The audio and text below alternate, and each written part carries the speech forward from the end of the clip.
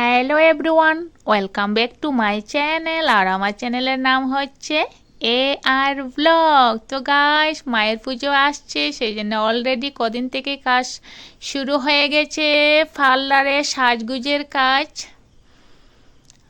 এই তো যে তোমাদের সামনে আবার ভিডিও নিয়ে আসলাম। তো ভিডিওটি হচ্ছে হেয়ার কাটিং।